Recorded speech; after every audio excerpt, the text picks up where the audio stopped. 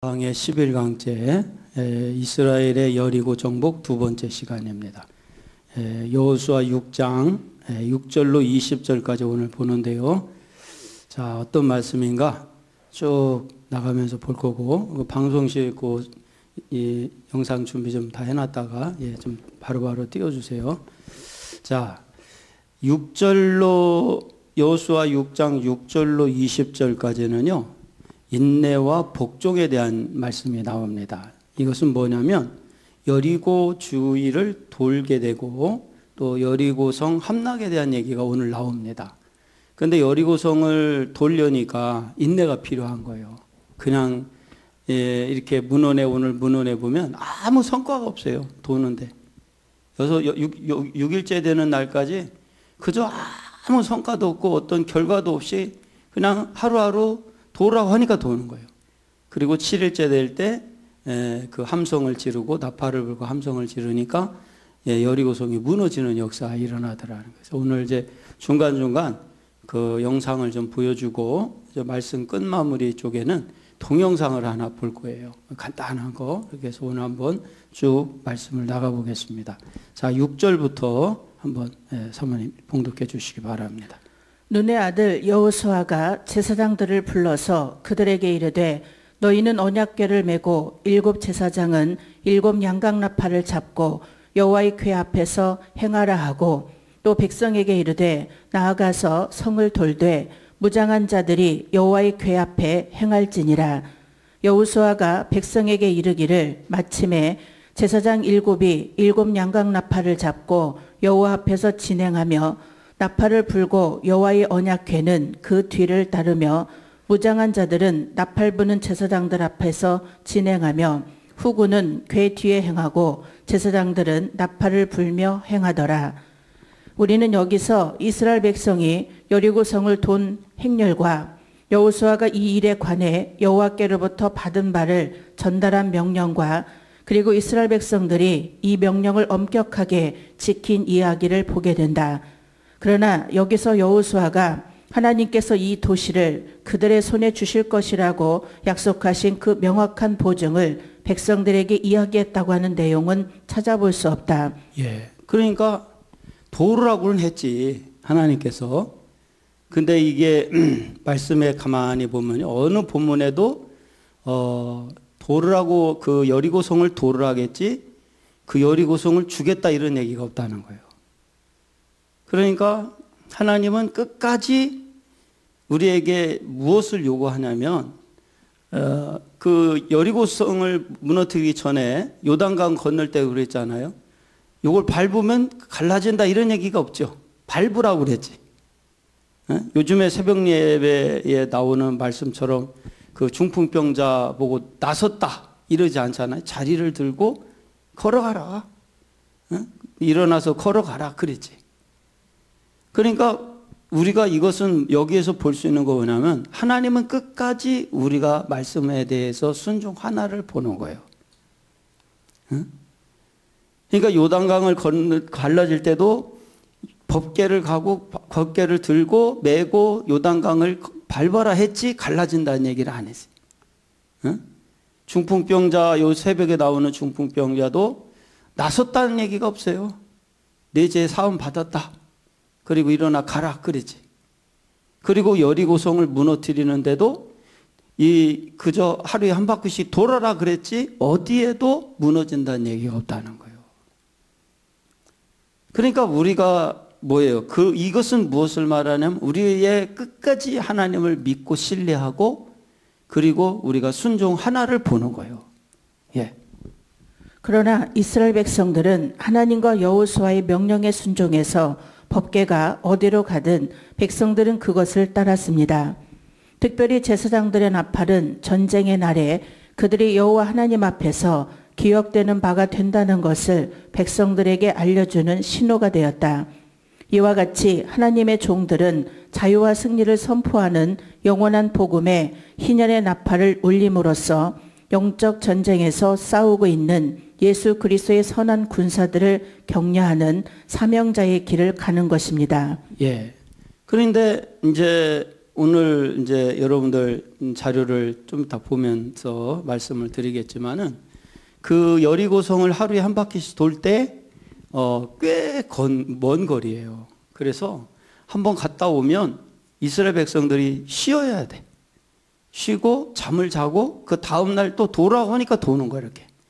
그렇게 도는데 도는 내내 맨 앞에는 그 선두에 쓴 요단 동편에서 그 세 지파, 그 선두에 서라고 했던 세 지파, 이 세 지파가 맨 앞에 서 있고, 그 다음에 제사장 7이 나팔을 불고, 그 다음에 이제 법궤가 가고, 그 다음에 후미에 그 세 지파 외의 지파에 그 사람들이, 군인들이 거기서 앞장을 쓴단 말이에요. 그래서 12지파가 다 그냥 전 인원이 다 돈 건 아니고 거기서 뽑힌 사람들.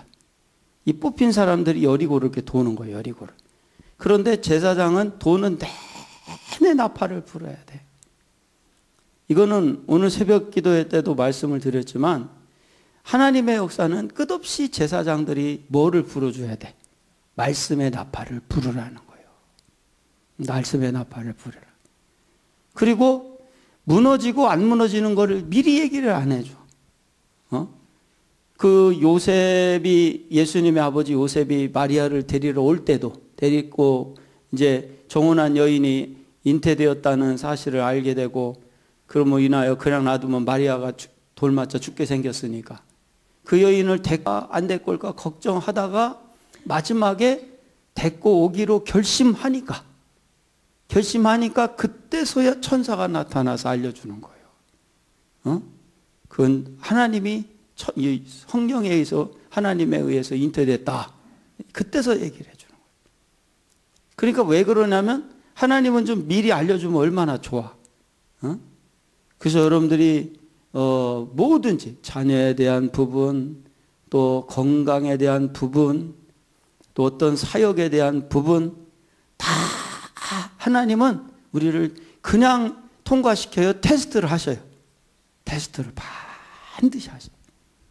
우리가 말로만 고쳐주시고 낫게 해주시고 그래 소용없어요. 그렇게 해서 끝까지 우리는 뭐 했다 하고 지금 마음을 먹고 가야 돼. 나섰다. 우리 한번 말로만 따라서 합시다. 나섰다. 열렸다. 잘 된다. 요 마음을 갖고 가야 돼. 아주 그냥 지금 우리 감리교 선교사님들, 그 임원진들, 전 세계에 들어와 있는 카톡에도 저도 들어가 있거든요. 지금 막 전 세계가 다 난리야, 막. 응? 오늘은 이렇게 보니까 파라과이 우리 이 목사가 연락이 왔어요. 목사님 기도해 달라는 거요. 왜 그러냐 그랬더니 세상에 거기는 한인 사람들이 나가지도 못하고 두르지도 못해. 완전 금지야. 제한도 아니고 금지인데 그 먼 우리나라에서 한 40시간 비행기 타고 가야 되는 그 나라인데도, 그런데 왜 그런가 하고 그 글을 써서 카톡에 왔는데, 거기는 우리나라는 그래도 확진이 돼도 치료약이라도 있잖아. 그건 치료약도 없대요. 그래서 막 미리 막 차단을 하는 거예요, 미리. 그리고 확진자도 지금 나오기 시작을 하고. 그리고 저번에 우리 교회 왔던 도미니카 김성자 목사님 있죠? 세상에 거기도 지금 확진자들이 나오기 시작해가지고 초비상이라네. 파라과이는 아예 전체 다 휴교령 내려지고 뭐 난리도 아니래. 뭐 브라질 뭐 지금 난리 났고 뭐 하여간. 그런데 이런 어떠한 일이 있어도 그 뒤에 누가 계셔? 자, 우리 한번 따라서 합시다. 우리는 하나님이 계시다. 걱정 없다. 할렐루야. 우리나라 사람들이요, 빨리빨리는 되게 빨리빨리 하는 것 같아요. 세상에 이게 미국 같은데 한번 확진자 확인하려면요 몇백만 원 든대. 근데 우리나라는 얼마면 된다고 하지 요새? 10,000원? 아니 요새 신약 발견된 거 있잖아. 그거 뭐 한 4시간이면 나온다고 돼. 그게 뭐 이제 나온다고 하더라고요. 그래가지고 우리나라 같은 경우는 지금 그러지 뭐 지금 백신도 나왔대요. 그죠? 코로나 그 죽이는 백신이 지금 발견이 됐다네. 곧 상용화 된답니다. 그 70% 지금 실험했는데 그걸 투약해서 70% 죽더래. 야, 세계가 막 다 극찬을 하는 거야, 한국 사람들. 하여간 한국은 빨리빨리로 소문난 나라요. 그런데 그러든 말든 우리 뒤에 누가 있으시기 때문에 걱정 없어. 하나님이 계신 거예요. 할렐루야. 예. 6절 이스라엘의 군대 장관 여호수아는 여호와의 군대 장관 여호와의 작전 명령을 받들어 그대로 전달했다. 여호와를 전폭 신뢰하는 여호수아의 신앙이 돋보일 뿐 아니라 이는 가나안 정복 전쟁의 실질적인 총지휘자는 바로 여호와 하나님이시라는 사실을 보여준다. 예. 그러니까 이 여호수아 당시에도 총지휘관은 누구냐? 하나님이다 이거예요. 그러면 지금도 누구실까요? 하나님이에요. 우리 하나님이 우리의 삶을 이끌어 가실 줄 믿습니다. 예. 7절 무장한 자들이 궤 앞에 행할지니라. 이 말은 3절에서 5절에 빠져있는 내용으로 행군의 순서를 보다 자세히 상수란 말이다. 그리고 여기서 무장한 자에 해당하는 히브리어 헤할루츠는 전쟁에 대비하다, 싸울 준비를 갖추다 라는 뜻을 가진 할라츠에서 파생하였는데 혹자들은 이들을 요단강 동편을 차지한 르우벳, 갓 그리고 므낫세 반지파에서 선발된 군인으로 보고 있다. 야, 그럼 한번 그림 한번 띄워보세요. 첫 번째 그림부터 한번 띄워보세요. 자, 지금 떴죠? 요 그림은 지난번에 했듯이 여리고성이 이렇게 생겼다는 거예요. 그 다음에 두 번째 띄워보시고, 요게 두 번째 그림은 여리고성이 이렇게 비탈진 언덕 위에 성을 쌓다겠죠. 그래서 이제 뭡니까? 이제 이렇게 싸면서 그 다음 그림을 한번 보여주세요. 예. 여기 보면은 이렇게 하나님이 7바퀴 돌고 7번째 나팔을 불고 함성을 지르자 이렇게 비탈졌던 곳에서 이제 어떻게 돼요? 이 여리고성의 무너진 장면을 보여준 거죠. 이런 식으로 무너졌다는 거죠. 그 다음 여기는 좀 뭐냐면은 이제 이 여리고성을 도는 그 행렬을 보는 거예요. 맨 오른쪽에 보면 성공부대라고 되어 있죠. 그 다음에 나팔, 7제사장이 나팔, 그 언약궤, 후미부대 이렇게 해서 여기 총 둘레가 32km. 작지 않은 거죠. 이 전체를 다 돌려면요. 여기 이거를 하루에 한 바퀴, 마지막 날은 7바퀴를 돌았다는 거 엄청난 거예요, 이거. 자, 그러면 다시 이제 말씀으로 가서 봅시다. 예. 8절 여호와 앞에서 4절과 6절, 7절, 13절에 여호와의 궤 앞에서와는 달리 궤라는 말이 생략되어 있다. 그러나 궤는 하나님의 임재를 뜻하기 때문에 이 말은 여호와의 궤 앞에서라는 말과 같은 뜻으로 볼 수 있다. 9절 후구는 궤 뒤에 행하고 여기서 후구는 본절과 1절에 무장한 자들과 대조되는 말로 곧 무장한 자들인 르우벤, 갓 그리고 므낫세 반지파를 제외한 나머지 지파에서 선발된 군인들을 가리킨다. 한편 공동번역은 무장한 자들을 정예부대로 후군을 후위부대로 번역함으로써 그 의미를 살리고 있다. 나팔을 불며 행하더라.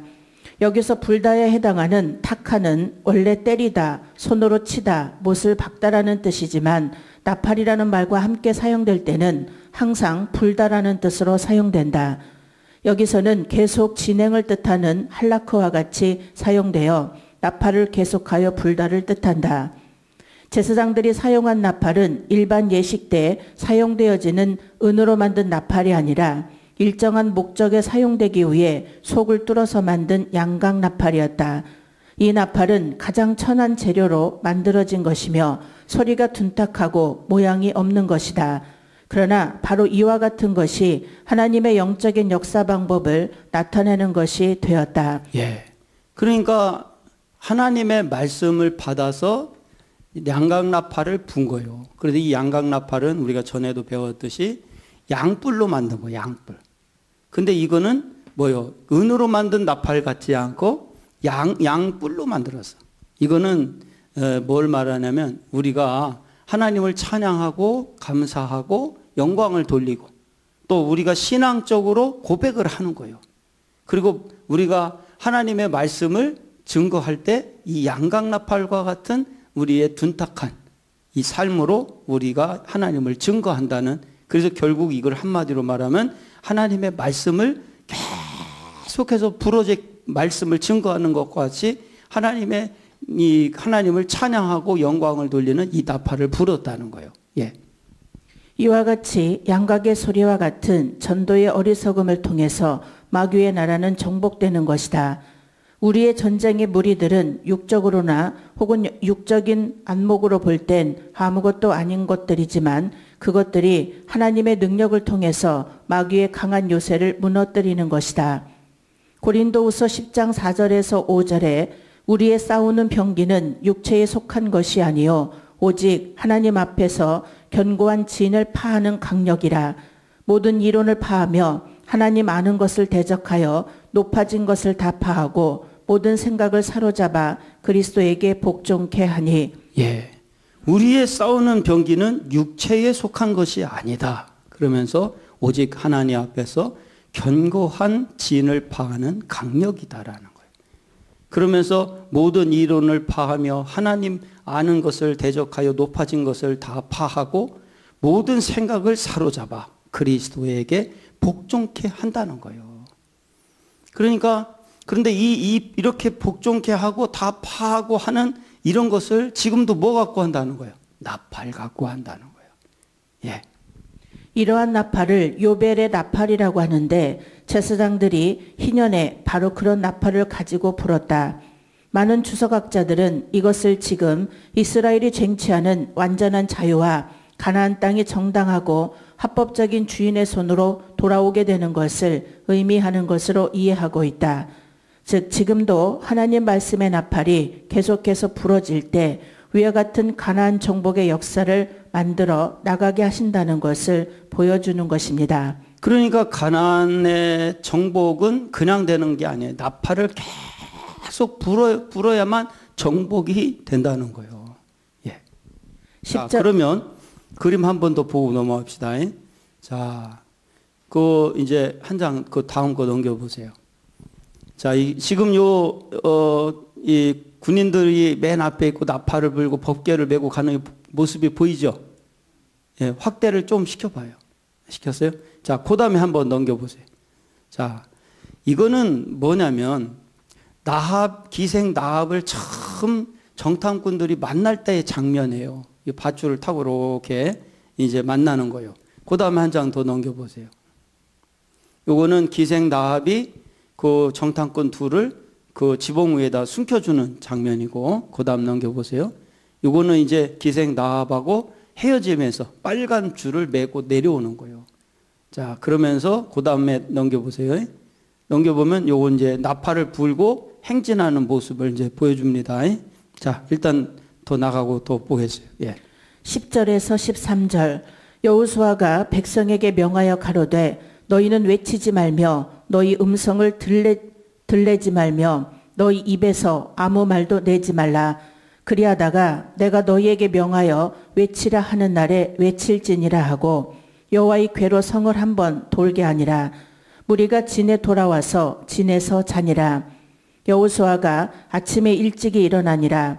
제사장들이 여호와의 궤를 메고 7 제사장은 7 양강나팔을 잡고 여호와의 궤 앞에서 계속 진행하며 나팔을 불고 무장한 자들은 그 앞에 행하며 후군은 여호와의 궤 뒤에 행하고 제사장들은 나팔을 불며 행하니라.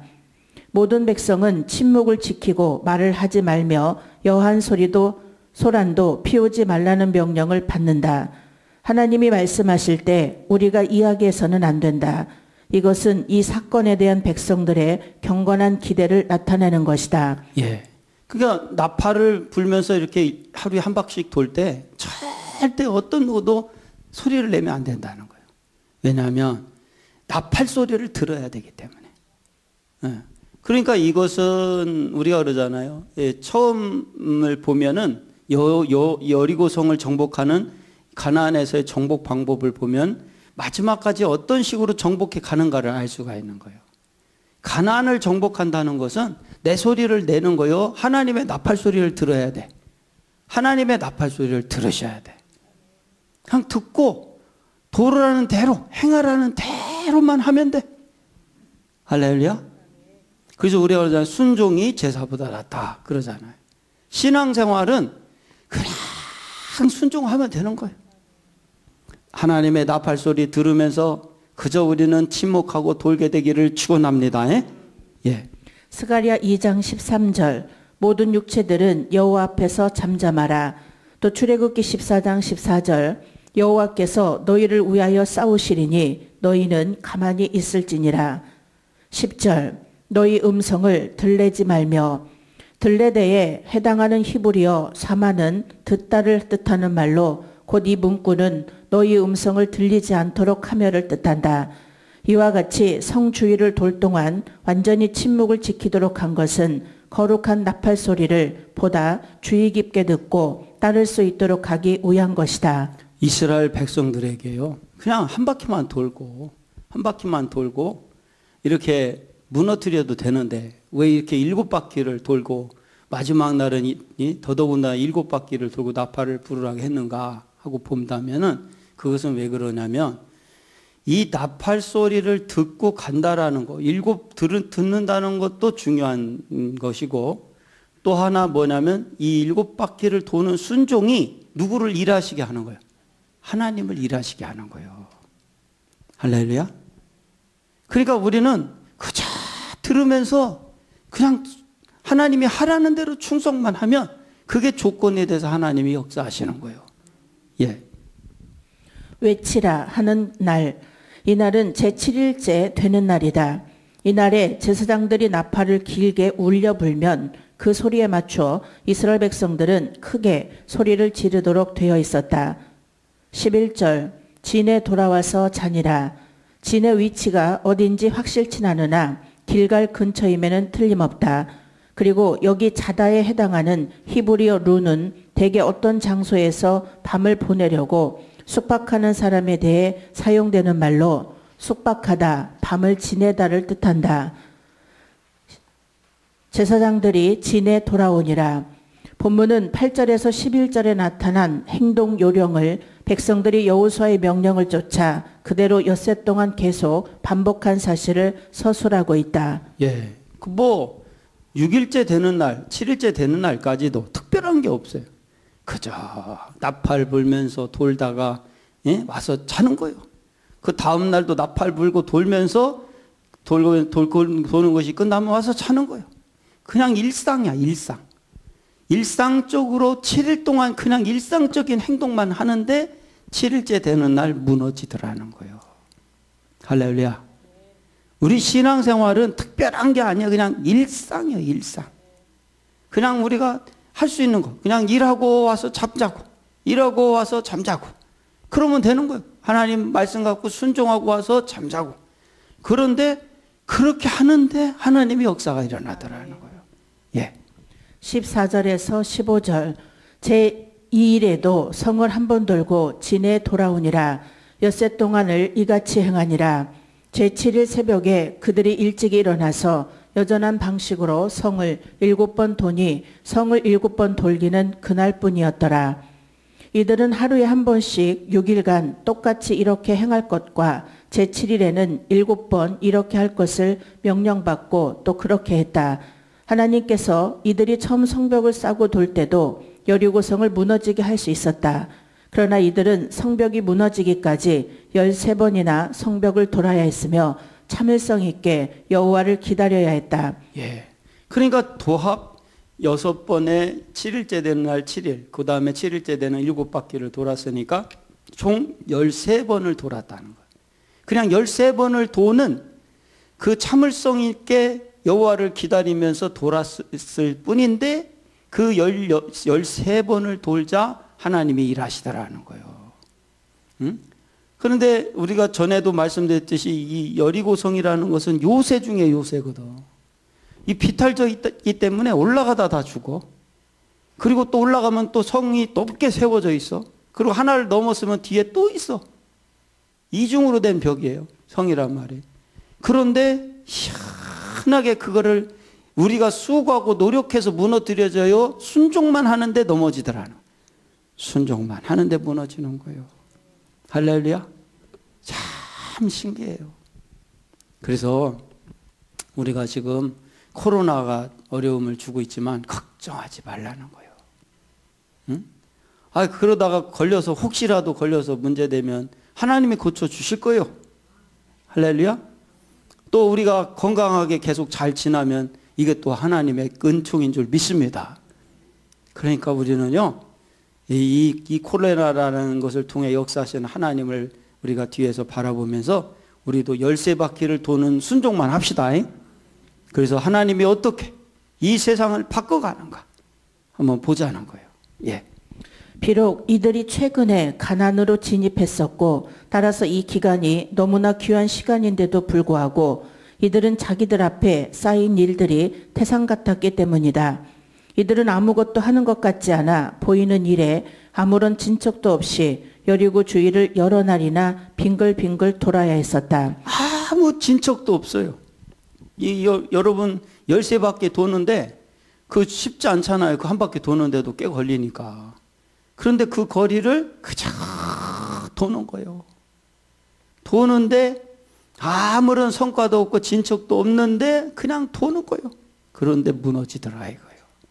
응? 우리가 예배 드리고 또 새벽 예배도 드리고 수요 예배도 드리고 속회 예배도 드리고 그냥 별로 뭐 특별한 진척이 없는 것 같은데 계속해서 빙글빙글 도는 것 같기만 한데 하나님이 역사하시더라는 거예요. 예. 약속된 구원은 하나님의 손에 달려 있으므로 백성들은 하나님의 시간을 기다려야만 했다. 믿는 사람은 서두르지 않으며 하나님이 그를 하게 하시는 이상으로 서두르지 않는다. 그러므로 어떤 희망적인 것이 나타날 때까지 7번을 가라. 이들은 자기들의 하는 일에 아무런 변화도 보지 못했지만 그러나 결국에는 그 환상이 이루어져 거짓말이 되지 않을 것이라는 사실을 믿고 지시된 기간 동안 계속해서 이 일을 했고 7일째는 7번을 돌았다. 이들이 성벽을 쌓고 돈 먼 거리 가운데는 적의 화살이 날아올 수도 있는 거리도 있었을 것이며 적들의 조롱이 들리는 거리를 지날 수도 있었을 것이다. 이들은 자기들을 포위하는 이스라엘인들에게 느헤미야 4장 2절에 언급된 것처럼 이 연약한 유대인들이 무엇을 하고 있는가? 이따위가 우리가 그토록 겁을 집어먹었던 백성인가?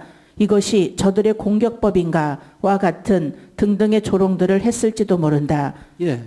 여리고 사람들은 이해를 못하는 거지. 아니 막 홍해도 가르고 예? 넘어와 요단강도 가르고 넘어와 예? 요단 동편에 있는 아모리 족속 왕들을 그냥 예? 다 물리치고 와. 대단한 줄 알았거든. 그런데 이들이 가만히 보니까 아무것도 안 하고 그냥 나팔만 불고 그냥 뱅글뱅글 돌기만 한단 말이에요. 그러니까 이런 이 여리고성에 있는 사람들은 지금 본문에 나와 있는 그런 생각을 할 수도 있었다는 거예요. 그게 세상은 이해를 못해요. 성과도 없어. 하나님의 역사는 뭐 드러나게 하는 것도 없어요. 저도 그냥 나팔만 불고 다니잖아요. 나팔만 불고 다니는데 그런데 그 나팔 부는 게 무슨 성과가 있어요? 그 나팔 부는 거 끝나면 아무것도 없는 것처럼 보이지. 그런데 무너지더라는 거예요. 할렐루야. 근데 하나님이 일하시더라 이거요. 예. 이들이 이렇게 평화와 안정을 외쳐댔었기 때문에 파멸은 더욱더 무서운 것으로 오게 되었는지도 모른다. 악인들은 하나님께서 심판을 준비하고 있을 동안에 하나님을 우습게 생각한다. 홀 감독은 말했다. 그러나 그들이 자기들의 실수를 알게 되었을 때는 이미 때늦은 뒤였다. 15절 여전한 방식으로 직역하면 이와 같은 방법으로인데 이는 이스라엘 백성들이 하나님의 지시대로 끝까지 순종했다는 사실을 보여준다. 예. 그러니까 이스라엘 백성들이 참 귀한 거예요. 여호수아를 중심으로 끝까지 그냥 무너지는 거는 하나님께 맡기는 거예요. 그저 그들은 순종하는 거예요. 요단강을 그저 법궤를 메고 순종했을 때 갈라지듯 그들은 그냥 순종하는 거예요. 근데 그것이 아이 미리 좀, 야, 니들 7바퀴 이제 돌고 이 마지막 날은 7일 때는 7바퀴 더 돌고 그러면은 니들이 이게 내가 지진을 일으켜 가지고 이렇게 막 상 무너뜨리고 딱 그러면은 알고나 있으니까 답답하진 않을 거 아니에요. 응? 그런데 하나님은 일도 먼저 어떤 지금까지 성경을 봐도 앞으로 이렇게 될 거라는 거 알려준 적이 한 번이라도 있어요. 순종할 때 알려줘요. 순종할 때 그 결과가 나타나는 거예요. 한 번도 구약과 신약 전체를 봐도 미리 알려준 적이 한 번도 없어요. 왜냐? 우리의 순종할 때 13바퀴를 도는 순종할 때 하나님은 일하시기 때문에 그런 거예요. 예. 실로 하나님께서는 당신의 명령이 떨어지기 전에는 그 어떠한 행동도 제멋대로 하지 않는 정돈된 열성을 이스라엘 백성에게 원하고 계셨던 것이다. 7번 돌기는 그날뿐이었더라. 제7일에는 성을 7번 돌며라는 명령의 실천을 보여주는 문구이다. 한편 여기서 뿐에 해당하는 히브리어 라크는 부사로서 오로지 확실히를 뜻하는 말인데 이에 따라 직역하면 오직 그날에만 7번 돌았다라는 의미이다. 16절 7번째에 제사장들이 나팔을 불 때에 여호수아가 백성에게 이르되 외치라 여호와께서 너희에게 이 성을 주셨느니라. 마침내 이들은 함성을 지르도록 명령을 받았고 그렇게 했으며 그 순간 성벽은 무너졌습니다. 이것은 승리의 함성이었고 개선의 함성이었고 왕의 함성이 그들 중에 있었다. 자, 그러면 한번 그 그림 한번 다시 띄워보세요. 자, 이제 요 나팔을 불죠. 빰빠르바 하고 나팔을 불고 그 다음 거 넘겨보세요. 이제 함성을 지르죠. 함성을 팍 지르니까 무너지기 시작해요? 안 무너져요? 무너지기 시작해요. 그 다음에 넘겨보세요. 이게 이제 나팔을 불면서 법궤를 메고 가면서 함성을 지르니까 막 무너지는데 중요한 것은 요 성 하나 무너지지 않은 성에 무슨 줄이 매달려 있어요 지금? 어떻게 금방 봤네? 빨간 줄이 매달려 있어요 이 성만. 이게 누구네 집이에요 이게? 기생 나합의 집이에요. 신기해요. 이게 얼마나 이렇게 기생 나합이 유명했으면 이런 그림까지도 요거를 하냐고. 다음 그림 한번 보세요. 자, 무너지는데 뒤로 넘어져요? 앞으로 넘어져요? 이 그 성 바깥으로 넘어지죠? 넘어지는 그림 좀 띄웠나요? 예, 그러면서 난리가 났어요. 그 다음 한 장 넘겨보세요. 자, 이 성벽이 이렇게 막 앞으로 무너지는 거예요. 그때 이제 이스라엘 백성들이 쳐들어가기 시작해요. 그 다음 그림. 자, 이렇게 무너질 때 그때 이제 하나님이 여호수아에게 그래요. 좌로나 우로나 보지 말고 앞으로 전진해라. 그런데 이것은 무엇을 말하냐면 요단강을 가르는 건 기적이지만 그걸 건너가는 것은 일반이라는 거예요. 우리의 수고가 따라야 돼. 그리고 요단강을 건너기 전, 갈라지기 전까지도 아벨 시팀까지 가서 준비하고 순종하는 것도 그리고 그것도 뭐예요? 우리 인간의 몫이라는 거예요. 할렐루야. 자, 그 다음 장 넘겨보세요. 여호수아가 칼을 탁 뽑았어요. 꼽고 이 무너진 곳을 향하여 막 이제 전진을 외치는 거예요. 이게 전진하라 하고 막 이제 외치는 거예요. 자, 일단 또 나가고 봅시다. 예. 이것은 하나님의 역사하심에 대한 믿음과 확신의 함성이며 하나님께서 저들을 기억해 주시리라고 한 그 약속을 선포하는 나팔 소리에 대한 화답이었다. 또한 이 함성은 이스라엘 백성들이 영적인 신앙의 길을 가는 힘찬 원동력이 되게 해주었다. 이들은 마음을 합하여 하나님께 도움을 부르짖었고 그리고 바로 그때 하나님의 역사하심이 시작되었다. 저는요 이걸 보면서 그 생각했어요. 우리 가나안 나는 가끔 손 들고 가자 하고 외쳤잖아요. 아, 그게 함성이었구나. 사실 제가 전국을 다니고 외국을 다니면서 가자 엄청나게 외쳤거든요. 그러면서 그냥 그 가자 할 때 그냥 막 무너져 내리는 거예요. 할렐루야. 하나님 막 역사하시는 거예요. 아, 근데 원리가 똑같더라고 보니까. 예. 주님이 나팔 소리와 함성으로 하늘로부터 내려올 때 사탄의 나라는 완전히 파멸되어 버릴 것이며 그때 모든 억압의 권세와 정사와 능력이 철저하게 그리고 영원히 진압되어질 것이다. 16절 일곱 번째에 외치라. 성을 7번 돈 후 제사장들이 나팔을 길게 울려 불 때 이스라엘 모든 백성들이 일제히 큰 소리로 외치면 성은 무너질 것이었다. 그런데 여기 여리고 성 함락 사건에서는 특히 7이라는 숫자가 많이 등장한다. 즉 7 제사장, 7 양각나팔, 제7일, 7번 등이 그것이다. 그런데 성경상에 나타난 숫자의 상징성을 고려해 볼 때 7은 흔히 하나님의 거룩한 사역을 의미한다. 예, 왜 7이냐 하고 이야기할 때 그 학자들은 주석에 뭐냐면 7이라는 의미가 하나님의 거룩한 사역이라는 거예요. 이 얘기는 뭐냐면 7자가 맞을 때 7의 역사는 하나님이 역사하시는 숫자라는 거예요. 그러니까 이 하나님께서 지금 7번 도라고 한 것이 다 그 돌 때 누가 역사하시는 거예요? 하나님이 역사하신다는 거예요. 예. 따라서 여리고 성 함락 사건은 하나님의 계획과 작전하에 진행된 하나님의 성전임을 알 수 있다. 너희에게 주셨느니라. 미래에 확실히 일어날 사건을 이미 이루어진 과거처럼 표현한 소위 예언적 완료형으로서 내 손에 붙였으니라는 표현과 같다. 백성들은 여리고 포위에 관해서 내려진 명령들을 경건하게 순종했습니다. 그리고 이제 마침내 여호수아는 이들에게 명령합니다.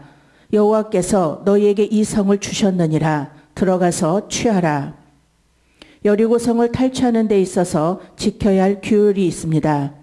그것은 하나님께서 이 성을 그들에게 주실 때 이 성은 하나님께 바쳐지기 위해서 이들에게 주어진 것이다.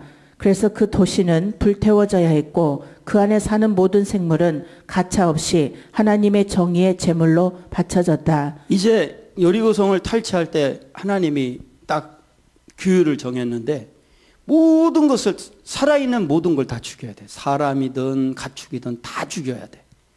그리고 거기 여리고성에 있는 모든 식량 같은 거 있잖아요. 식량. 그때 이제 그 곡식을 거둬들일 때였기 때문에 식량도 다 불사를. 그러나 한 가지 금은 동, 쇠 요것만큼은 취하라고 그래.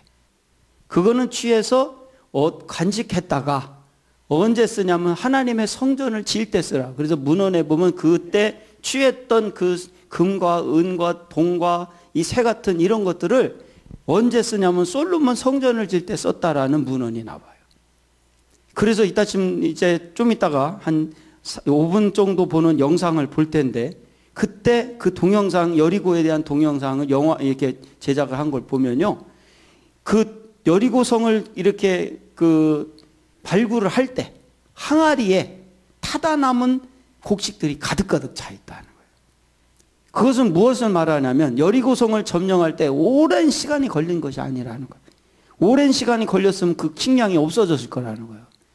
그러나 순간에 정복을 했고 태웠기 때문에 그 곡식이 그대로 가득가득 차 있는 거예요. 항아리마다.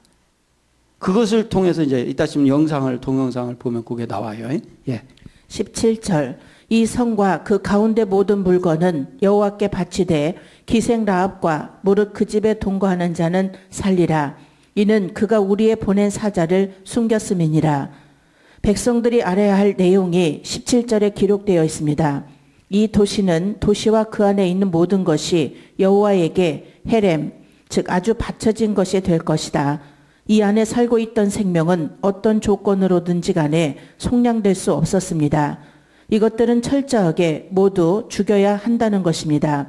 이토록 혹심한 명령에도 불구하고 라합과 그의 가족만은 제외되었습니다. 자, 한번 그림 한번 다시 한번 보세요. 자, 아까 칼 들고 있는 여호수아 장면을 뒤로 해서 보면은 자, 여호수아가 또 칼을 들고 나팔을 불고 함성을 지르자 다 무너져요. 무너지는데 기생 라합의 빨간 줄이 띄어진 이 성은 무너져요, 안 무너져요? 안 무너져요. 참. 그리고 다 죽이라겠는데 이 기생 라합과 그 가족만은 그 정탐꾼들과 약속을 한 것처럼 이들을 살려줘요. 이게 하나님의 역사예요. 이게 그냥 지진에 의해서 무너진 거라는 거요. 하나님이 무너뜨린 거예요. 이 기생 라합의 집을 봐서도 알 수 있는 거예요. 그 다음 장면 보세요.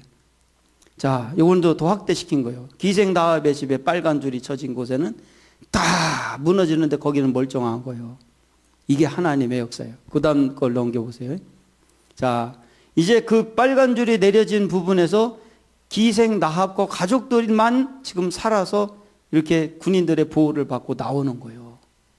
근데 이게 단순히 이야기가 아니라 이렇게 그림에까지 다 그려질 만큼 역사적인 거라는 거예요, 이게.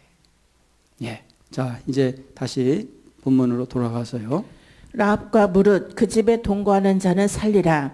그녀는 이스라엘에게 보여준 선택과 결심의 헌신으로 자신을 그녀의 멸망받을 나라와 구분시켰었다.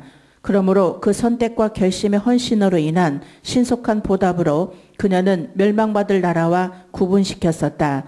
또한 성 안에 있는 모든 보물들, 즉 돈과 그릇과 가치 있는 물건들은 회막용으로 성별되어 헌납된 품목으로 드려지도록 하셨습니다. 이렇게 하신 이유는 이스라엘 백성들이 이와 같은 일들을 통해 세상 재물에 마음을 쏟지 말 것과 자신들을 위해서 많은 재물을 쌓아두는 일에 집념하지 말아야 한다는 교훈과 모든 것은 다 하나님께 속한 것임을 가르쳐 주시고자 하신 것이며, 이것이 바로 영적인 이스라엘 백성이 하나님과 동행하게 하시는 예배의 삶을 보여주는 것입니다. 하나님께서는 이들에게 이 땅에서 평안하게 살며 자기를 기쁘게 섬길 수 있게 되기를 원하셨지, 먼 날을 위한 재물을 쌓는 따위에 탐욕을 원하지 않으셨다. 17절, 모든 물건은 여호와께 바치되, 여기서 바치다에 해당하는 히브리어 하람의 기본적인 의미는 사람이 어떤 물건을 사용하거나 오용하지 못하도록 따로 구분시켜 오로지 하나님께 넘겨주는 것이다. 그런데 하나님께 넘겨준다라는 것은 첫째, 하나님을 섬기는 데 바치는 봉헌의 의미와 두 번째, 철저히 파멸시키고 저주하는 진멸의 의미 등 두 가지의 의미를 동시에 내포한다. 한편 어떤 대상을 전적으로 구분시켜 오직 하나님께 바친다는 이 헤렘의 개념은 레위기 27장 28절과 29절에서 처음 나타나는데, 그 후 이러한 개념은 본절과 민수기 18장 14절, 에스겔 44장 29절 등에도 나타나며 철저한 파멸의 뜻으로는 여호수아의 군대가 진멸한 거의 모든 성읍들에 대해 사용되었다. 그러니까 그 여리고성에 있는 모든 살아있는 걸 다 죽이라는 얘기는 하다못해 곡식까지도 다 죽여야 돼. 그것도 살아있는 거니까. 그러나 금은, 동, 철 이런 것들은 죽어 있는 거거든. 그거는 취하라는 거예요. 그러니까 이것은 뭐냐면 앞으로 이 가나안을 향한 하나님의 그 전쟁의 어떤 모습을 처음 이 여리고성을 통해 보여주시는 거예요. 그러니까 우리가 이 땅에서 여리고와 같은 이 가나안을 취할 때 우리가 이것을, 이 원리를 그대로 적용해야 된다. 내일을 위해서 쌓아두면요, 이제 이 아간과 같은 저주가 떨어져요. 분명히 취하지 말라고 했는데 아간이 취했거든. 그러니까 우리가 그 저주를 걸리지 않게 우리는 이 땅에서 이 하나님이 하라는 대로 여리고성과 같이 취하는 게 아니에요. 하나님을 위해서 또 이 모든 것을 진멸해 나가라는 거예요. 그럴 때 하나님께서 역사하실 줄 믿습니다. 예. 기생 라합과 동거하는 자는 살리라. 이는 두 정탐꾼이 여호와의 이름으로 맹세한 서약의 실천에 따른 것으로 가나안 거민 가운데 오직 기생 라합과 그녀와 한 지붕 아래 살고 있는 식구들만이 죽음을 면하게 되었던 것이다. 18절에서 19절, 너희는 바칠 물건을 스스로 삼가라. 너희가 그것을 바친 후에 그 바친 어느 것이든지 취하면 이스라엘 진으로 받침이 되어 화를 당케 할까 두려워하노라. 은, 금과 동철 기구들은 다 여호와께 구별될 것이니 그것을 여호와의 곳간에 드릴지니라. 금지된 노략물을 다루는 일에 각별히 조심하도록 주의를 받았다.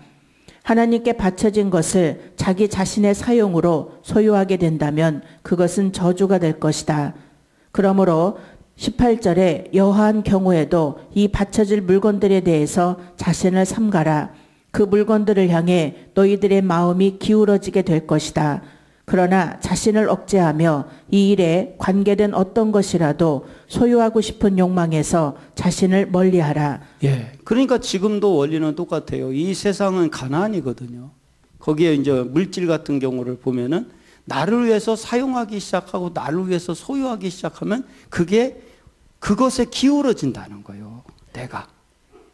그래서 어떻게 되면 소유하고 싶은 욕망이 생기고 자신이 욕망이 생기기 때문에 그것을 멀리 하라는 거예요.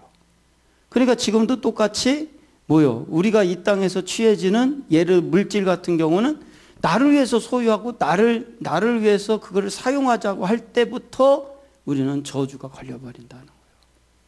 그러니까 왕의 경제에서도 얘기한 것처럼 우리는 나를 위해서는 먹고 살 만큼만 하나님 허락하신 거예요. 나머지는 하나님의 나라를 위해서 우리가 쓰게 되기를 축원합니다.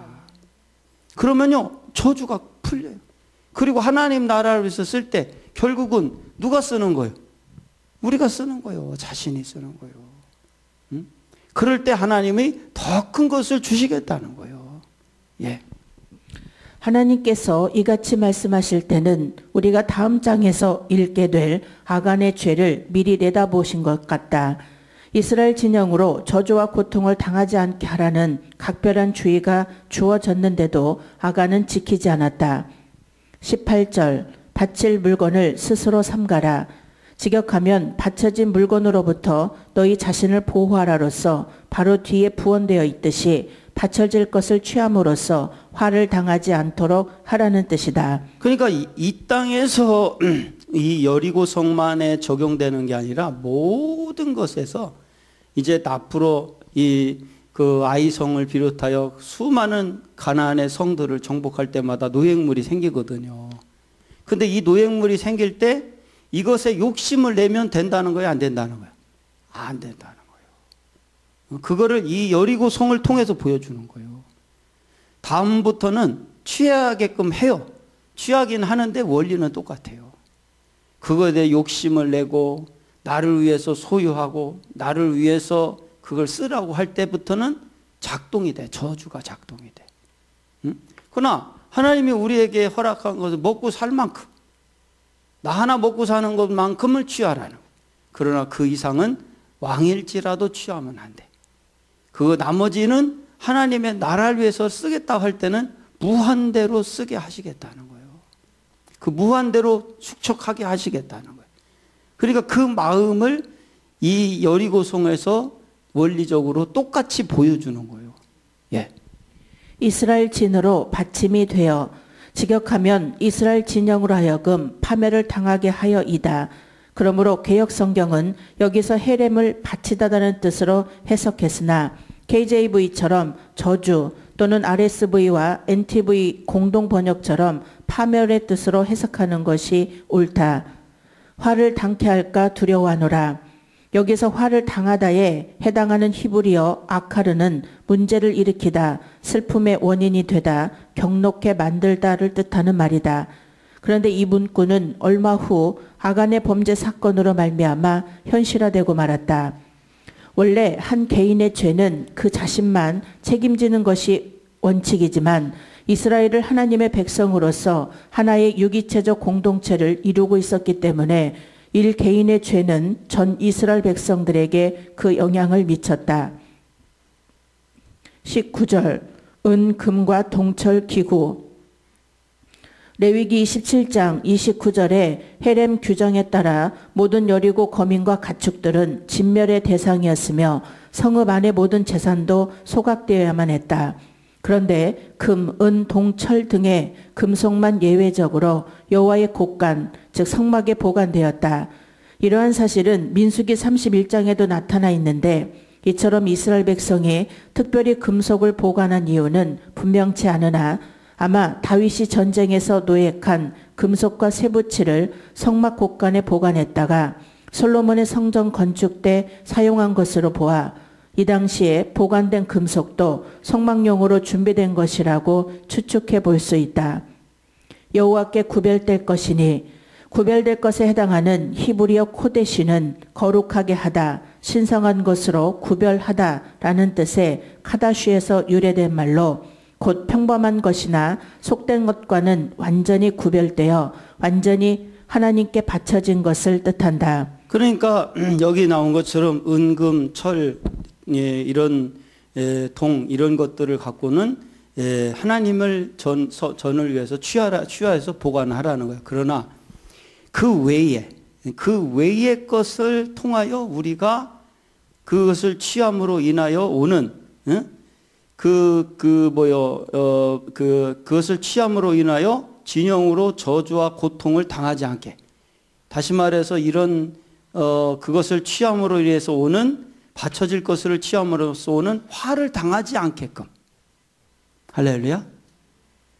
그러니까 지금도 똑같아요. 내게 내 거고 너미 것도 내 거고 이런 게 아니에요.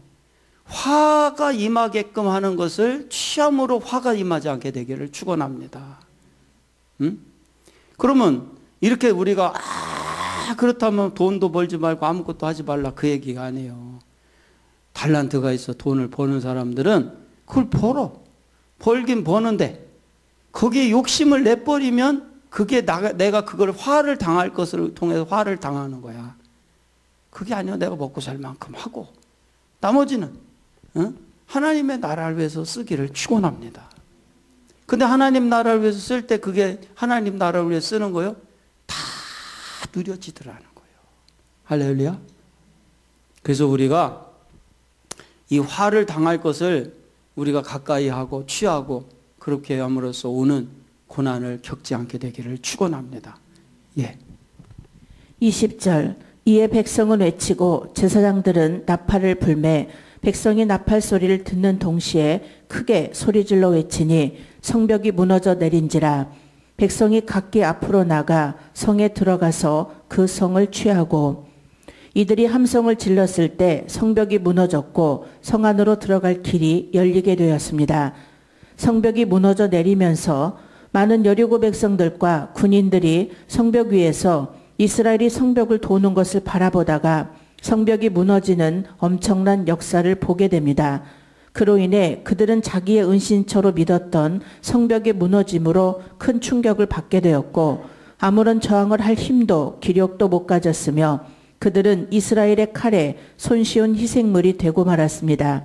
지금요 전 세계적으로 지금 이제 코로나19가 확산되고 있는데 지금 우리나라 뭐 이렇게 좀 몸이 약하고 그런 분들은 돌아가시기도 하지만 많은 사람이 지금 낫고 있잖아 사실은. 그죠? 그런데 사실은 이 코로나19보다도 더 무서운 게 그 코로나19로부터 오는 공포감이라는 거예요. 그런데 그처럼 지금 여리고성에서도 그 여리고성에 있는 그 백성들은 여리고성만이 유일한 자기들의 피난처예요. 거기에 그렇지 않아도 겁나 죽겠어. 아주 겁나 죽겠고 이 간이 다 녹아내릴 정도로 단담이 녹아내릴 정도로 두려워하고 있는데 이 이스라엘 백성들이 7바퀴 돌고 7일째 될 때 7바퀴를 더 돌고 그냥 나팔을 불고 함성을 지르는데 그나마 자기들이 마지막으로 믿고 있던 여리고성이 무너질 때 그들은 싸울 의욕조차도 없었다. 너무 공포감에 질려가지고. 그러니까 여호수아가 이 자루나 우루나가 아니라 성이 무너지자 그 무너진 성을 향하여 앞으로 전진하면서 이스라엘 백성들이 막 쏟아져 들어갈 때 군인들이 쏟아져 들어갈 때 그들은 그냥 다 의욕상실. 칼 하나 들 힘도 없어. 너무 무서워가지고. 그래서 그냥 다 점령이 돼버리는 거예요. 이게. 예. 20절 이에 백성은 크게 소리질러 여기서는 5절에서 주어졌던 말씀에 철저히 순종하는 이스라엘 백성들의 모습을 발견할 수 있다. 히브리서 11장 30절에서는 성이 무너지게 된 것은 이스라엘 백성들의 믿음 때문이라고 말함으로써 이 사실을 뒷받침해 준다. 성벽이 무너져 내린지라 앞의 문구에서 말씀에 대한 이스라엘 백성들의 순종하는 모습을 보았는데 이 문구에서는 약속 이행에 대한 하나님의 신실하신 모습을 찾아볼 수 있습니다. 실로 여리고성의 멸망은 이스라엘 백성들의 믿음에 의한 것인 동시에 하나님의 능력에 의한 것이다. 한편 성서 고고학적으로 파괴된 여리고 성읍에 대한 발굴 작업은 가스탕 교수 팀의 발굴 작업과 캐넌 여사 팀의 발굴 작업으로 큰 성과를 거두게 되었다. 비록 가스탕 교수가 파괴된 연대를 BC 1400년경으로 캐넌 여사가 BC 1500년경으로 달리 추정하고는 있으나 여하튼 여호수아 시대를 즈음하여 파괴된 것으로 추정되는 여리고 성터에서는 여러 가지 집기류를 비롯해 무너진 많은 건물 파편들 및 불에 타고 금이 간 많은 벽돌들이 발굴되었다. 그리고 성의 몰락 원인도 지진 등으로 인한 큰 진동인 것으로 판명되었다. 결국 이 모든 고고학적 발굴 결과는 성경의 사건들이 모두 실제로 일어난 역사적 사건이라는 사실을 생생히 입증해 준다. 자, 그러면 방송실 그 영상 준비된 거 한번 봅시다. 이렇게 한번 띄워보세요. 예. 한 5분 정도도 안 걸리는 영상이니까 한번 여리고성에 대해서 그 외국의 박사들이, 연구가들이 보겠습니다. 예. 원래 19세기에 성서 비평 이론의 입장에서 학문을 시작했습니다. 하지만 고고학적인 연구를 시작하면서 자신이 발견하고 있는 성과들이 성서의 사실성을 긍정하는 쪽으로 나가고 있다는 사실을 깨닫게 됐죠. 그래서 그는 성서의 사실성에 대한 비판적인 입장을 버리고 점점 더 긍정적인 방향으로 나갔습니다. 성서 고고학의 창시자들은 중동 지역에 흩어져 있는 고대 문명의 유적들을 하나둘 발굴하고 연구하는 과정에서 성서에 대한 비판론을 부정하고 성서의 내용에 대한 역사적 근거를 찾으려는 입장을 취했습니다. 텔베텔 지역의 유적청을 조심스럽게 파내려간 결과 성서의 내용과 일치하는 것으로 보이는 폐허가 나타났습니다. 다른 성서 고고학자들도 이와 비슷한 폐허의 유적을 발견했습니다. 그 중에는 여리고 성의 무너진 성벽도 있었죠. 존 가스탱은 옛날 여리고 성이 있던 타렐 술탄 지역을 탐사했습니다. 1930년대에 발굴 작업을 했죠. 그리고 성서의 이야기가 사실이라고 믿게 됐습니다. 심하게 파괴된 고대 도시의 유적을 발견했어요. 무너진 성벽과 진흙 벽돌 조각 등이 발견됐고 불에 탄 흔적이 남아 있었습니다. 우리는 여리고성이 지진에 의해 무너진 것이라는 과학적 증거가 많이 있습니다. 바로 성경에 쓰여진 것처럼 말입니다. 가장 확실한 증거는 기원전 1400년경 발견된 무너진 담에 의해 사망한 것이 명백한 사람들의 해골입니다. 수년간 학자들은 여리고성 얘기를 신화적인 전설로만 여겼습니다. 그러나 고고학적인 증거가 성경과 놀랍도록 일치한다는 사실을 알 수 있습니다. 여리고는 잘 요새화된 도시였습니다. 2개의 진흙담이 감싸고 있었죠. 고고학적인 증거를 보면 이 담이 성경에 쓰인 것과 같이 무너져 내렸는데 아마도 지진에 의한 것으로 보여집니다. 성의 잔재는 아직도 그곳에 남아 있습니다. 이것이 바로 그것으로 약 3400년 된 것입니다. 고고학자들이 도시를 발굴했을 당시 도시가 멸망될 때 지진 활동이 있었다는 증거를 많이 찾을 수 있었습니다. 성 안에는 많은 양의 곡식이 있었는데 이는 멸망한 때가 추수 직후라는 것을 말해줍니다. 이것도 역시 성경 구절과 일치합니다. 고대 도시에서 많은 양의 곡식을 찾기는 매우 드문 일인데 여리고 성에서는 거의 모든 건물에서 곡식이 가득한 항아리를 찾을 수 있었습니다. 귀한 것이기 때문에 보통 약탈되기 마련인데 성경에 보면 이스라엘 백성에게 약탈을 하지 말라 금하였고 하나님께 제물로 바치라 하였다고 쓰여 있습니다. 많은 양의 곡식이 남아 있었다는 것은 포위 기간이 매우 짧았다는 얘기가 됩니다. 성경에는 7일간 포위를 했다고 되어 있습니다. 고고학자들이 찾은 모든 증거가 성경의 내용과 정확히 일치합니다. 자, 이제 기도하겠습니다. 오늘 그 동영상 보니까 똑같죠? 내용이? 예, 기도하겠습니다. 하나님 감사합니다. 오늘 또 여리고성에 대한 말씀 주셔서 감사합니다. 오늘 또 동일하게 여리고의 원리대로 이 땅을 이끌어 가시는 줄 믿사오니 하나님 저희들을 긍휼히 여겨주시고 주님 우리의 여리고성을 무너뜨려 주시옵소서.